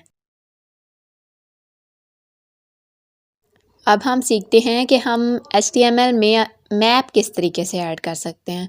अब अगर आप पिक्चर के थ्रू मैप ऐड करें, यानी कि मैप से जाके पिक्चर लें और उस पिक्चर को यहाँ पे जैसे इमेज लगाते हैं वैसे इमेज लगा दें यहाँ पे, तो उससे क्या होगा, आप उस मैप के ज़रिए मतलब कोई एक्शन नहीं ले सकते, आप उस मैप के थ्रू प्रॉपर गूगल मैप तक जा नहीं सकेंगे। तो किस तरीके से एम्बेडेड मैप लगाते हैं ये सीखते हैं। तो सबसे पहले आप किसी भी गूगल मैप से जाकर जिस जगह का आपने मैप लगाना है, फॉर एग्ज़ाम्पल यहाँ से गूगल मैप निकालते हैं और मैं यहाँ पे सर्च कर लेती हूँ अपना एरिया गुजरात। आप जिस एरिया में रहते हैं और आप जिस एरिया का मैप अपनी वेबसाइट पे लगाना चाहते हैं, अपनी यूनिवर्सिटी का लगाना चाहते हैं, अपने ऑफिस का, बिल्डिंग का, जिसका लगाना चाहते हैं, शेयर के ऑप्शन से हम यहाँ पे एम्बेडेड मैप लगाएंगे और ये ऑलरेडी जो एक लिंक उसने दिया है उसको हम यहाँ से कॉपी करेंगे और अपने HTML पे पेस्ट कर देंगे। कोई ज़्यादा एडिशनल काम नहीं करना, सेम वैसा ही है जैसे एम्बेडेड हमने वो यूट्यूब की वीडियो लगाई थी। तो ये हमने इसका कॉपी लिंक करके यहाँ पे हमने पेस्ट किया सिंपल। वो लिंक इनके बहुत ज़्यादा बड़े बड़े हैं, तो इस वजह से ये परेशानी होना कि ये गलत कैसे होगा, इतना बड़ा कैसे होगा ये वो। तो ये देख सकते हैं। अब मैं इसके ऊपर जब एरो लेके आ रही हूँ तो ये मतलब कुछ शो कर रहा है कि यानी हम इसको ज़ूम इन कर सकते हैं और हमें ये एक जैसे एक लिंक होता है ना मैप के ऊपर, हम उसके ऊपर क्लिक करेंगे तो वहाँ पहुँच जाएंगे, वो चीज़ ज़ूम हो जाएगी या वहाँ पे कोई न्यू चीज़ ओपन हो जाएगी। तो इस वजह से एम्बेडेड मैप लगाना ज़रूरी है, इसको पिक्चर के थ्रू नहीं लगाना HTML में। पिक्चर लगाना तो मैंने पहले आपको सिखाया है, लेकिन वो जो पिक्चर थी वो ऑलरेडी मेरे फ़ोल्डर के अंदर सेव थी, जिस फ़ोल्डर से मैंने ये ओपन किया था। तो अब मैं आपको सिखाती हूँ कि किस तरीके से हम गूगल से पिक्चर यहाँ पे लगा सकते हैं। तो यहाँ सबसे पहला काम हम ये करेंगे, तो जो पिक्चर हमने गूगल से लगानी है, जो हमें चाहिए पिक्चर, हम उसको पहले गूगल से सर्च कर लेते हैं। तो यहाँ पे मैं सर्च करती हूँ बुक पिक्चर, ये पी हो गया है तो मैं पेन कर लेती हूँ। मैंने बुक, पेन और पिक्चर एक निकाल ली, जो अच्छी लगे आपको, जिस बारे में आप बता रहे हो अपने वेबसाइट में। तो एक पिक्चर का मैंने यहाँ के में कॉपी एड्रेस किया ये, और जिस तरीके से लिंक लगाते हैं अपनी वेबसाइट के ऊपर, वैसे ही हमने इसको यहाँ पे लगा देना है। तो ये देख लें, मैंने यहाँ पे जस्ट उस एड्रेस को पेस्ट किया और ये आउटपुट के ऊपर हमारी वो पिक्चर जो है वो लग गई है। इस तरीके से हम गूगल से पिक्चर आप कॉपी करके अपने HTML में लगाएंगे और वो लग जाएगी, ठीक है। अब इसको चाहो तो आप अपनी रिक्वायरमेंट्स के हिसाब से आप इसको छोटा और बड़ा कर सकते हो। अगर जैसे आपकी मर्ज़ी है, आप ज़्यादा पिक्चर्स लगाना चाहते हैं तो छोटी छोटी लगा लें। हाइट और वेट सेट करने के बाद आउटपुट चेक करते हैं तो ये देख लें ये पिक्चर बहुत छोटी हो गई है, मुझे इतने ही चाहिए थे, इतने ठीक है। इस तरीके से आप गूगल से पिक्चर कॉपी करके यहाँ पे लगा सकते हैं। इन केस के आपके पास फ़ोल्डर में पिक्चर नहीं है, बेहतर ये है कि आप अपने फ़ोल्डर में सेव पिक्चर कर लिया करें ताकि वो बाद में भी फ़र्दर यूज़ की जा सके।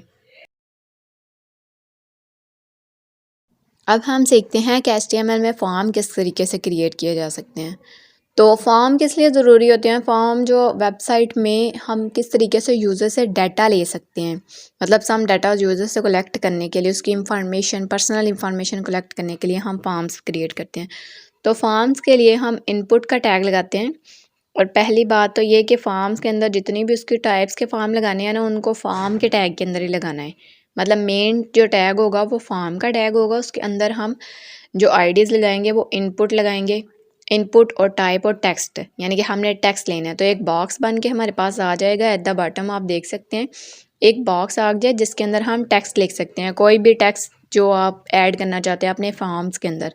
तो इसके साथ मैं चाहती हूँ कि मैं यहाँ पे नेम लिख दूँ, अपने इस फॉर्म के साथ नेम लिख दूँ ताकि यूज़र को पता चले कि यहाँ पे अपना नेम एंटर करना है। तो मैंने यहाँ पे नेम लिख लिया। अब इसका आउटपुट चेक करते हैं तो यहाँ पे उस जो वो टेक्स्ट था, वो टेक्स्ट बॉक्स था, उसके अंदर उसके साथ नेम आ गया। अब इससे यूज़र को पता चलेगा कि वो इजीली यहाँ पे नेम अपना एंटर कर देगा। HTML में डिफरेंट टाइप्स के फॉर्म्स यूज़ किए जाते हैं जो डिफरेंट टाइप का डाटा यूज़ स्टोर करने के लिए या यूज़र से रिसीव करने के लिए यूज़ किया जाता है। तो इससे पहले मतलब टाइप्स उसकी ऑलमोस्ट 12-13 तो उसकी टाइप्स हैं। तो मैं एक इसका वो बना लेती हूँ, कंस्ट्रक्टर बना लेती हूँ ताकि हमें बार बार ये चीज़ें लिखनी ना पड़े।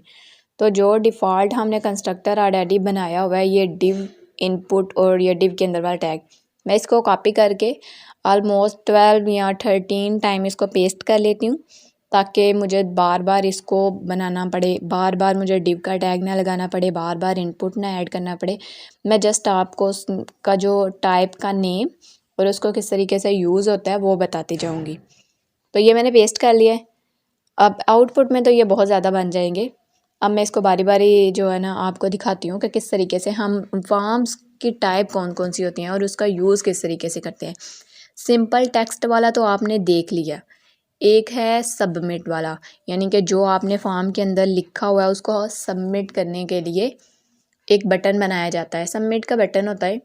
उसके लिए मोस्टली ज़रूरी नहीं होता कि आप सबमिट लगाएं, मैंने स्टार्ट पे इसलिए सबमिट लगाया था कि आपको पता चल जाए कि फॉर्म की कौन सी टाइप है। तो आउटपुट में देख सकते हैं एक सबमिट का बटन बन गया है। अब मैं इसके साथ वाला सबमिट रिमूव करने लगी हूँ क्योंकि ये दोनों बहुत अजीब लगते हैं। तो यहाँ पे इसको रिमूव कर दें तो अब ये जस्ट एक सिंपल बटन ही बन जाएगा। आउटपुट के ऊपर देख सकते हैं बिल्कुल इस तरीके से आप कोई भी फॉर्म फिल करके उसके नीचे सबमिट का बटन लगा सकते हैं, जिससे ये फॉर्म के अंदर जो भी डाटा होगा वो नेक्स्ट सबमिट हो जाएगा। नेक्स्ट जो इसकी टाइप है वो है कलर, कि फॉर्म के अंदर कोई भी आप कलर सेलेक्ट कर सकते हैं।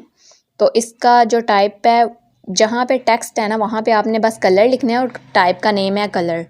तो यहाँ पे कलर ऐड करने कलर, तो जो अमेरिकन लैंग्वेज में जो कलर का स्पेलिंग है वो वाले आपने यहाँ पे लिखने हैं।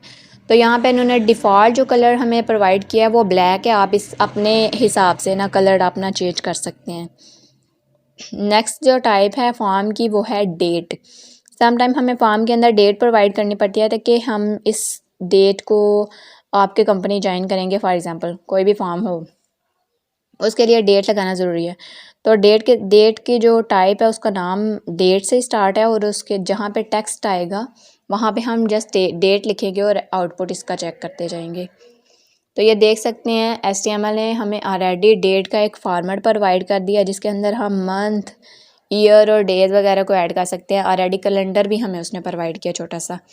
नेक्स्ट टाइप है ईमेल, कि समटाइम हम फॉर्म्स के अंदर अपना ईमेल भी लिखते हैं तो ईमेल के लिए अलग से उसने अपने टाइप बनाई हुई है। ईमेल को हम टेक्स्ट में भी लिख सकते हैं लेकिन एक अलग से टाइप बनाई हुई है। तो जहाँ पे टेक्स्ट आएगा वहाँ पे हम ईमेल लिखेंगे। तो यहाँ पे देख सकते हैं आप ईमेल के जब जैसे ही मैंने कर्सर ईमेल पे रखा है तो उसने मेरे ईमेल शो कर दिया है कि ये वाले ईमेल जो है ना यहाँ पे आ जाएंगे। आप यहाँ पे कोई भी एक ईमेल सेलेक्ट कर लें। नेक्स्ट टाइप है नंबर। नंबर को भी आप जो है टेक्स्ट वाले फॉर्म के अंदर फिल कर सकते हैं, नंबर ऐड कर सकते हैं, लेकिन नंबर की एक अलग से सेपरेट टाइप इसलिए बनाई हुई है कि इसके अंदर कोई अल्फ़ाबेटिक नहीं आएंगे, जस्ट न्यूमेरिक होगा। तो यहाँ पे अगर मैं अल्फ़ाबेट प्रेस करूँ तो कुछ भी नहीं लिखने हो रहा, ठीक है। ये ऊपर वाला था नंबर्स में, यहाँ पे अल्फ़ाबेट प्रेस करूँ तो नहीं लिखने होते, और नंबर्स प्रेस करें तो वो फ़ौरन से लिखने हो जाते हैं। तो यहाँ पे नंबर जब प्रेस करते हैं तो वो लिखने हो जाते हैं। ये ईमेल्स था और ये वाला नंबर वाला बॉक्स, ठीक है। नंबर वाले बॉक्स में आप नंबर ऐड कर सकते हैं, अपना फ़ोन नंबर या कोई भी नंबर जो भी हो, स्ट्रेट नंबर। नेक्स्ट जो टाइप है इसकी वो है पासवर्ड। पासवर्ड जैसा कि आप जानते हैं, जब हम कंप्यूटर में पासवर्ड ऐड करते हैं तो वहाँ पे डॉट आते हैं। आप चाहे तो उसको शो करें, चाहे तो आप उसको शो ना करें। तो जहाँ पे टेक्स्ट लिखा हुआ है वहाँ पे हम जस्ट पासवर्ड ऐड करेंगे, पासवर्ड का वर्ड ऐड करेंगे तो HTML हमें पासवर्ड का फॉर्म क्रिएट करके दे देगा। आउटपुट में जहाँ फॉर्मेट पासवर्ड बना हुआ है वहाँ पे आप डाटा ऐड करते हैं। मैंने रैंडम वर्ड्स ऐड किए हैं तो देख लें, वो ऑलरेडी हमें एक डॉट के शेप में हमें प्रोवाइड कर रहा है, यानी कि वो शो नहीं कर रहा। नेक्स्ट जो टाइप है वो है टाइम, कि हमें सम टाइम जो फॉर्म के अंदर टाइम भी बताना पड़ता है कि हम इतने टाइम तक क्लास ले सकते हैं या इतने टाइम तक ऑफिस खुला हुआ होता है, या जो भी जिस तरीके से भी आप फॉर्म के अंदर टाइम ऐड करना चाहते हैं। कोई भी क्लिनिक का टाइम हो सकता है। तो हम यहाँ पे जस्ट टाइम का नेम लेंगे और साथ हम जहाँ पे टेक्स्ट लिखा हुआ है वहाँ पे भी हम टाइम ऐड कर देंगे। तो इसका एक दफ़ा आउटपुट चेक करते हैं। देख लें, उसने हमें एक छोटी सी वॉच ऑलरेडी प्रोवाइड कर दी, ऑलरेडी मिनट्स और सेकंड्स के लिए भी हमें प्रोवाइड कर दिया स्पेस। तो ये जो पासवर्ड मैंने रैंडम लगाया था वो गूगल मुझे ऑफ़र कर रहा है कि क्या आप उस पासवर्ड को सेव करना चाहते हो। मैं सेव नहीं करना चाहती क्योंकि मैंने जस्ट आपको समझाने के लिए लगाया था। नेक्स्ट बात करते हैं हम URL। किसी भी नेक्स्ट जो उसके टाइप है उसका नाम है URL। सम टाइम हमें वेबसाइट की जो URL है उसको हमें पेस्ट करना पड़ता है अपने फॉर्म के अंदर, हमें प्रोवाइड करना पड़ता है। तो हम इसके URL इसलिए लगाते हैं कि जो यूज़र होगा वो टेक्स्ट नहीं लिख पाएगा। अगर वो टेक्स्ट लिखेगा तो वो फॉर्म उसको एक्सेप्ट नहीं करेगा। फॉर्म अगर हम उसको HTTP से स्टार्ट करेंगे तो फॉर्म उसको तभी सिलेक्ट करेगा। जैसे मैंने ये लिखा है तो वो कहता है कि ये नहीं लिख सकते आप, URL कोई भी लिखना है आपने। नेक्स्ट जो उसका है रेंज, यानी कि हम सम टाइम हमें रेंज देनी पड़ती है कि ये जो प्राइस है, इस चीज़ की जो प्राइस है वो इधर से लेके इतने तक है। तो रेंज देने के लिए भी रेंज की टाइप और उस टेक्स्ट की जगह हम रेंज लिखेंगे और इसका आउटपुट एक दफ़ा शो कर देते हैं। आउटपुट में देख लें, वो उन्होंने एक रेंज वाला फॉर्मेट हमें बना के दे दिया जिसको हम स्क्रॉल इधर उधर घुमा घुमा के हम उसको चेक कर सकते हैं कि हमने इसको ज़्यादा करना है, थोड़ा करना है, जितनी भी हमने रेंज चाहिए वो। इसके रेंज के अंदर हम मैक्स और मिन का ऑप्शन भी होता है हमारे पास कि हम इधर से लेके इधर तक की रेंज हमारे पास होगी।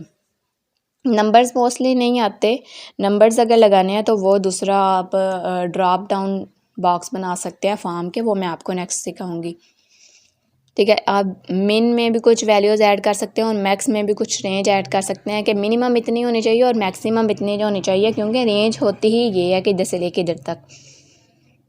आउटपुट वैसे का वैसा ही है। नेक्स्ट हम बात करते हैं फ़ाइल अपलोड के। सम टाइम हमें यूज़र कहता है कि आप ये फॉर्म फिल करें और साथ प्रूफ के तौर पर अपनी कुछ फ़ाइल दे दें, अपनी CV दे दें, अपनी कुछ भी दे दें। तो फ़ाइल अपलोड मैंने लगाया, टेक्स्ट की जगह पे मैं फ़ाइल लिखूँगी। आउटपुट इसका शो करते हैं एक दफ़ा। तो आउटपुट में ये देख लें, जैसे ही मैंने उस पर कर्सर किया तो वो चूज़ द फाइल वहाँ पे आ चुका है। तो उसको क्लिक करने से मेरे पास मेरे जो डॉक्यूमेंट्स उसका पेज ओपन हो गया। यहाँ से कोई भी पेज सेलेक्ट करके हम उसको सेव करके तो यहाँ पे अपलोड कर सकते हैं। मैंने कोई भी सिलेक्ट नहीं करना, मैंने कोई भी अपलोड नहीं करना, फ़िलहाल मैं समझा रही थी। नेक्स्ट बात करते हैं हम साइज़ की। नेक्स्ट जो टाइप है वो है साइज़ की, कि किस चीज़ का साइज़ कितना है, जैसे लार्ज है, कम है, या ये भी बता सकते हैं या ये भी बता सकते हैं कि जो टेक्स्ट बॉक्स है, जो आपका टेक्स्ट एरा है जहाँ पे आप टेक्स्ट एंटर करते हैं वो कितना है। तो ये देखें, अभी तो नहीं शो हो रहा क्योंकि डिफ़ॉल्ट साइज़ मिला हुआ है। तो मैं यहाँ पे कुछ साइज़ इसको प्रोवाइड करती हूँ आईडी लगाती हूँ पहले इसके साथ साइज़ की। तो इसके साथ साइज़ की आईडी लगा के कुछ न्यूमेरिक्स डाल देती हूँ ताकि आपको बस आउटपुट पे ये शो हो जाए कि टेक्स्ट एरा कितना बड़ा हो जाएगा। देख लें टेक्स्ट एरा कितना बड़ा हो गया है कि वो यहाँ पे अब 50 करैक्टर्स आ जाएंगे एट अ टाइम, क्योंकि मैंने 50 रेंज दी थी तो एट अ टाइम 50 करैक्टर उसके अंदर आ जाएंगे। नेक्स्ट अब बात करते हैं रीसेट की। जो नेक्स्ट इसके टाइप है फॉर्म की वो है रीसेट। सम टाइम हम फॉर्म फिल कर रहे होते हैं और लास्ट पे हमें पता चलता है कि हमने ये वाला डाटा नहीं इस फॉर्म में फ़िल करना था, या ये पर्सनल था, या फिर माइंड चेंज हो जाता तो हमें रीसेट करना पड़ता है। तो रीसेट के लिए जस्ट रीसेट का नाम और जहाँ टेक्स्ट लिखा हुआ है वहाँ पे हम रीसेट का लिखेंगे नाम, और इसका एक दफ़ा आउटपुट चेक करते हैं कि किस तरीके से हमें रीसेट हमें किस तरीके से फंक्शनैलिटी प्रोवाइड करता है। तो जैसे पहले मैं आपको ना यहाँ पे कुछ रैंडम डाटा ऐड करके दिखाती हूँ फॉर्म पे, फिर मैं आपको वो रीसेट का बटन प्रेस करके दिखाऊंगी और अब आपको फिर अच्छे से पता चलेगा कि रीसेट का बटन किस तरीके से अपनी वर्किंग करता है। यहाँ पे मैंने कुछ नंबर्स ऐड कर लिए, रैंडम ईमेल्स ऐड कर लिए, वो मुझे बार बार बोल रहा है कि ये ईमेल नहीं है। पासवर्ड ऐड किया, टाइम लगा देते हैं कोई भी PM तक, रेंज बढ़ा देते हैं इसकी, और यहाँ पे कुछ भी कर दिया। अब देखें जब जैसे ही मैं वो रीसेट करूँगी इसको और सारा कुछ रिमूव हो गया। वैसे ही रीसेट इसलिए यूज़ किया जाता है ना कि सब कुछ को रीसेट, हर चीज़ को रीसेट करने के लिए। तो जस्ट इसकी इतनी ही टाइप्स थी। नेक्स्ट अब हम सीखते हैं कि HTML में हम किस तरीके से टेक्स्ट एरिया ऐड कर सकते हैं। तो वेबसाइट पे बहुत ज़्यादा टेक्स्ट एरिया यूज़ होता है। टेक्स्ट एरिया के ज़रिए हम टेक्स्ट जो है वो ऐड करते हैं स्पेसिफिक स्पेस के लिए, मतलब थोड़ी सी जगह में हम टेक्स्ट कैसे ऐड कर सकते हैं। जो पैराग्राफ होते हैं वो तो ऐसे बड़े बड़े लगते हैं ना, जैसे पूरी पूरी लाइन में आ जाते हैं, तो हम थोड़े थोड़े से टेक्स्ट बॉक्स बना लेते हैं जिसके अंदर हम टेक्स्ट लगाते हैं। तो टेक्स्ट एरिया का जो टैग है वो उसके नाम से ही है।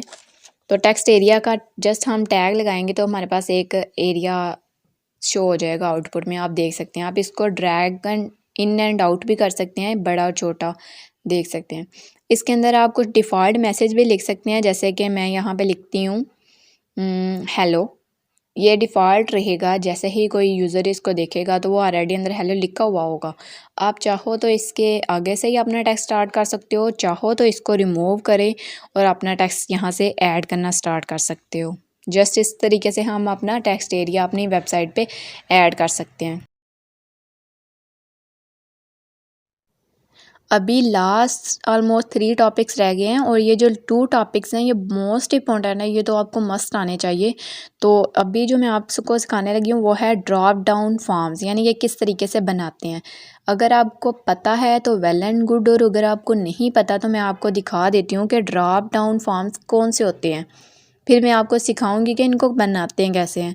तो मैंने MS वर्ड ओपन कर लिया है, इसके थोड़ी सी लोडिंग हो रही है क्योंकि मैंने काफ़ी टाइम से ओपन नहीं किया। तो यहाँ पे आप देख सकते हैं कि टेक्स्ट के साइज़ को छोटा बड़ा करने के लिए ये जो हमें लिस्ट प्रोवाइड की जाती है इसको कहते हैं ड्रॉप डाउन फॉर्म्स। अब हम इसको क्रिएट करते हैं अपने HTML में और आप इसको ऐड कर सकते हो अपनी वेबसाइट पे। इसको हम फॉर्म के टैग के अंदर ही बनाएंगे।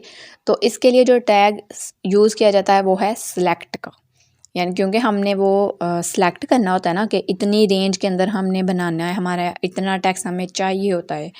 तो जो फॉर्म्स हम बनाएंगे ड्रॉप डाउन फॉर्म्स, ये जस्ट मैंने उसका नाम लिख के अभी कमेंट किया है। अब हम इसके लिए टैग यूज़ करते हैं सिलेक्ट का, क्योंकि हमने सिलेक्ट करना होता है किसी भी चीज़ को, जैसे कि कोई नाम हो गया, कोई फ़ॉन्ट हो जाता है जैसे, वैसे कि हमें राइटिंग इसकी किस तरीके से चाहिए। तो सिलेक्ट के टैग के अंदर हम ऑप्शन प्रोवाइड करते हैं कि कितने ऑप्शन हैं हमारे पास, ड्रॉप डाउन लिस्ट के अंदर आप कितने ऑप्शन ऐड करना चाहते हो। तो ऑप्शन का क्लोजिंग ओपनिंग और क्लोजिंग टैग हम लगाएंगे और इसके अंदर वैल्यू देंगे, और वैल्यू के अंदर हम वो चीज़ रखेंगे जो हम ऐड करना चाहते हैं। जैसे कि मैं कलर ऐड करना चाहती हूँ तो मैंने यहाँ पे कलर नहीं, मैं यहाँ पे रेंज ऐड करना चाहती हूँ। रेंज अच्छे से आपको डिफ़ाइन हो जाएगी कि कैसे। तो मैं इसको कॉपी पेस्ट करके कुछ 4-5 बना लेती हूँ ताकि आपको अच्छे से पता चल जाए कि हम ड्रॉप डाउन लिस्ट किस तरीके से बनाते हैं। तो ये कुछ मैंने डिफ़ॉल्ट बनाए। हाँ, अब इनका बारी बारी टेक्स्ट मैं चेंज करती हूँ। 11 था, इसको 12 किया। सब ऑप्शन में मैं 1 बाय 1 मैंने डाटा ऐड किया। जितना डाटा आप रखना चाहते हैं आप ऐड कर सकते हैं। मैंने रेंज इसकी 15 तक रखी है।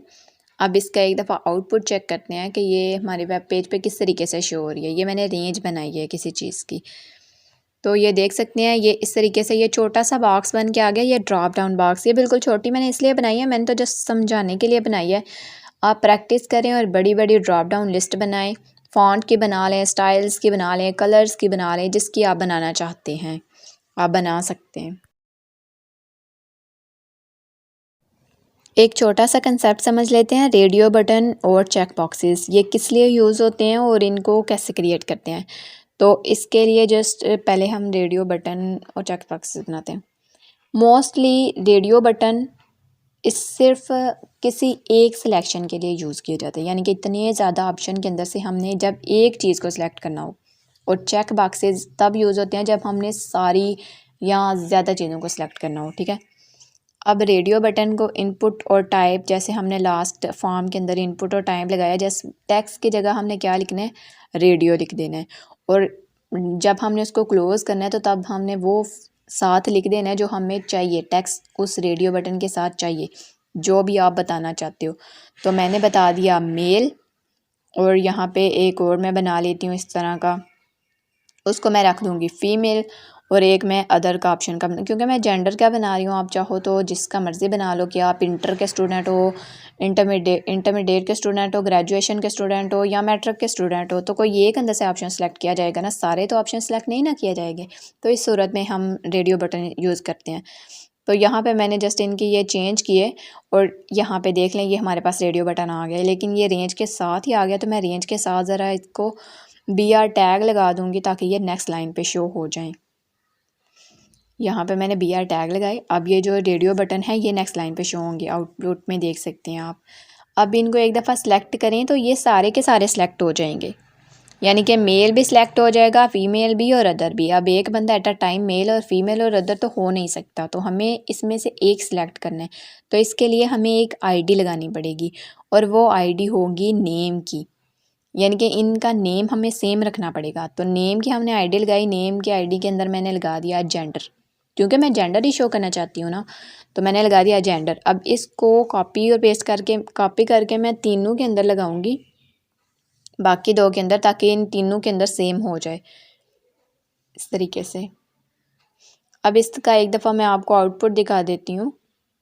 यहाँ से थोड़ा सा इसकी वो इन्वर्टेड कामा में होना चाहिए। अब इसका एक दफ़ा आउटपुट शो करें और इसको सिलेक्ट करके देखते हैं। देखें ये फ़ीमेल पे टिक किया और देन अदर, वो चेंज हो गया ना। अब देखें इसमें से कोई एक सिलेक्ट हो रहा है, अब वो सारे सिलेक्ट नहीं हो रहे। तो जब किसी एक चीज़ को सिलेक्ट करना हो तो हम रेडियो बटन यूज़ करते हैं। अब हम सीखते हैं कि चेक बॉक्स को किस तरीके से क्रिएट करते हैं। तो चेक बॉक्सेस भी चेक बॉक्स होते हैं वो सेम रेडियो की तरह के होते हैं, रेडियो बटन की तरह के होते हैं। डिफरेंस ये होता है कि जब हमने बहुत ज़्यादा चीज़ें ऐड करनी होती है, बहुत ज़्यादा चीज़ें सेलेक्ट करनी होती हैं, हमारे पास बहुत ज़्यादा ऑप्शन होते हैं और उसके अंदर से हमने ज़्यादा चीज़ें सेलेक्ट करते हैं। जैसे कि आपको कौन कौन सा कलर पसंद है, तो मैं 3-4 कलर बता सकती हूँ कि मुझे ये से ये कलर पसंद है। या आपको कौन सा स्पोर्ट्स कौन सा पसंद है, तो मैं उसमें भी 3-4 स्पोर्ट्स बता सकती हूँ। डिवाइस कौन सा पसंद है या मोबाइल कौन सा पसंद, या कि इस तरीके से जब हमें ज़्यादा चीज़ें सेलेक्ट करनी पड़ती है, जब हमें ज़्यादा सब्जेक्ट सेलेक्ट करने पड़ते हैं, तो इसका भी मेथड सेम रेडियो बटन की तरह है। जस्ट हमने जहाँ पे रेडियो लिखा था वहाँ पे चेक बॉक्स लिखना है, और जहाँ पे हमने मेल और फीमेल लगाया था वहाँ पे हमें वो कैटेगराइज करना है उन चीज़ों को, जिन चीज़ों को हम चेक बॉक्स में ऐड करना चाहते हैं। तो यहाँ पे मैंने कुछ स्पोर्ट्स के नाम लिखे हैं, कुछ स्पोर्ट्स आप ऐड करना चाहते हैं। तो अब एक दफ़ा इसका यहाँ पे मैंने लूडो ऐड कर दी। एक दफ़ा इसका आउटपुट आपको दिखाती हूँ। एक ही लाइन में शो हो रहे हैं, तो मैं इनके BR टैग लगा लेती हूँ। ये चेक तो हो रहे हैं, ये देख लें। ये आउटपुट जो चेक हो रहा है, वो जो रेडियो बटन था वो एक दफ़ा ही हो रहा है और जो चेक बॉक्सेस हैं वो ज़्यादा सेलेक्ट हो रहे हैं। एक दफ़ा इसको BR टैग लगा के सेपरेट करके दिखा देती हूँ कि कौन से रेडियो बटन हैं और कौन से चेक बॉक्सेस हैं। ये दोनों बहुत इम्पोर्टेंट होते हैं। सम टाइम हमें इवनिंग, मॉर्निंग यस नो के ऑप्शन देने पड़ते हैं फॉर्म के अंदर, तो फॉर्म के अंदर ये मोस्ट इम्पोर्टेंट होते हैं, इनको इनका कंसेप्ट रखना है। अब हम इसका आउटपुट देखते हैं।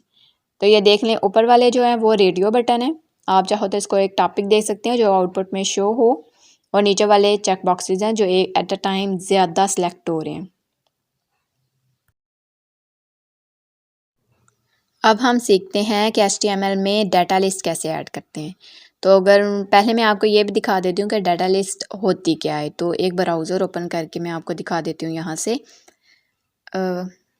एक मिनट, कोई भी गूगल में देख सकते हैं आप, किसी भी चीज़ में देख सकते हैं। मोस्टली हम जो है ना इसको सर्चिंग के दौरान यूज़ करते हैं। तो जैसे ये जो नीचे ड्रॉप डाउन बॉक्स में ये इतना सारा कुछ आया ना, इन सर्च को हम, इस चीज़ को हम डाटा लिस्ट कहते हैं।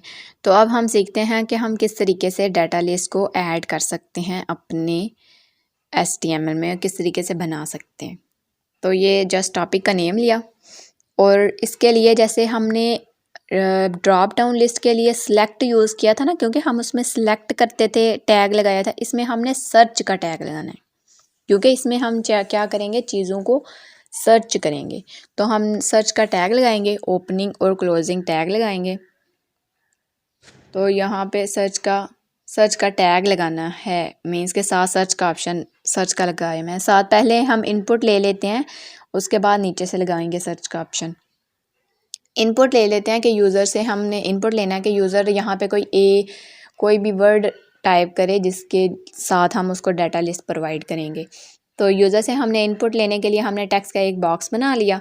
तो ये एक बॉक्स, सिंपल एक बॉक्स बन जाएगा जिसके साथ एक सर्च लिखा होगा, और हमें कुछ चाहिए ऑप्शंस जो हम उस लिस्ट के अंदर प्रोवाइड करेंगे। तो डाटा लिस्ट बनानी है, तो डाटा लिस्ट बनाने के लिए हम एक आईडी लगाएंगे। ये जितना भी डाटा लिस्ट का काम होगा वो डाटा लिस्ट के टैग के अंदर होगा, ठीक है। डाटा लिस्ट का ओपनिंग और क्लोजिंग टैग लगाने के बाद उसके अंदर हम सिलेक्शन के ऑप्शंस लगाएंगे, वो सर्च के ऑप्शंस जो भी जिस तरीके से हमने डाटा लिस्ट के लगाए थे सेम वैसे ही हमने लगाने हैं। वैल्यूज़ आप चाहो तो वही कॉपी कर सकते हो प्रीवियस, और चाहो तो आप न्यू बना लें। मैंने कुछ फ्रूट्स ऐड करना चाहती हूँ मैं इसमें, तो मैंने कुछ इसके अंदर बना लिए हैं ऑप्शन, कोई 3-4 और ऐड करने लगी हूँ। ये जितने आपको ऑप्शन चाहिए अपने डाटा लिस्ट में आप वहाँ पे ऐड कर सकते हैं। मैंने 3-4 ऐड किए हैं, और उसके अंदर फ्रूट्स के नेम मैंने ऐड कर लिए हैं। जिस तरीके से हमने डाटा लिस्ट बनाई थी सेम ऐसे ही हमने इसके ऑप्शंस बनाने हैं, और इसके अंदर डाटा ऐड कर लेना है। तो इसको मैं कॉपी और पेस्ट करके सिंपल इसको प्रिपेयर कर रही हूँ डाटा लिस्ट के लिए। जो हमने पहले ड्रॉप डाउन जैसा बनाया था वैसे ही हमने ये डाटा लिस्ट बनानी है। ज़्यादा प्रैक्टिस से हमें ये चीज़ें याद हो जाएंगी। उसके बाद अब हमने नीचे वाले ऑप्शंस को ऊपर वाली सर्च से लिंक करना है, तो वो हम एक आईडी के थ्रू लिंक करेंगे। तो आईडी को जो नाम देना है वही ही हमने सर्च के साथ लिखना है, टेक्स्ट के साथ लिखना है। तो आईडी को मैं फ्रूट देना चाहती हूँ, तो यहाँ भी मैं एक लिस्ट लगाऊंगी, जिसको जो आईडी का नाम दिया है वही मैं नाम इधर दे दूँगी। इसको फ्रूट का नाम, फ्रूट्स का नाम देना था, हाँ फ्रूट्स का नाम मैंने दे दिया। अब ये लिंक हो गया। अब एक दफ़ा मैं इसका आपको आउटपुट शो करवाती हूँ। ये देख सकते हैं ये बन गया इसका आउटपुट। ये एक ही लाइन में आ गया क्योंकि मैंने BR टैग नहीं लगाए थे इसमें। BR टैग इसलिए ज़रूरी होते हैं कि वो हमें डिफ्रेंशिएट करते हैं टॉपिक्स को एक दूसरे से, वरना वो एक ही लाइन पे आ जाते हैं तो हमें समझ नहीं आती कि कौन सा टॉपिक्स ये कोड किसका था, इसका कोड किधर है और इसका कोड किधर है। तो BR टैग से हमें स्पेस मिल जाती है। तो ये नेक्स्ट लाइन पे आ गया। यहाँ पे हम सर्च करके देखते हैं, जैसे मैंने यहाँ पे कुछ वर्ड लिखते हैं, ये देखा वो ऑलरेडी डाटा लिस्ट आ गया। ये ऊपर इसलिए चली गई है कि वो नीचे स्पेस थोड़ी है। तो A लिखेंगे तो वो आ जाएगा, O लिखेंगे तो ये आ जाएगा, G लिखेंगे तो जिस जिस फ्रूट्स में G होगा वो वाला फ्रूट्स आ जाएगा। ये एक लास्ट छोटा सा कंसेप्ट है, इसको भी समझ लें, ये बहुत ज़्यादा काम आएगा आपको उस केस में कि जब आप अपने HTML में कोई उर्दू, अरबिक या कोई ऐसी लैंग्वेज यूज़ करेंगे या कोई ऐसा फंक्शनैलिटी बनाएंगे जो राइट साइड से स्टार्ट होगी, ठीक है। अभी तो ये जितनी भी इंग्लिश लिखी हुई है ये लेफ़्ट साइड से स्टार्ट हो रही है ना, तो मैं आपको वो सिखा रही हूँ किस तरीके से हम इसकी डायरेक्शन चेंज कर सकते हैं अपनी वेबसाइट की लेफ़्ट टू राइट और राइट टू लेफ़्ट। ठीक है, इस तरीके से राइट टू लेफ़्ट साइड पे हम।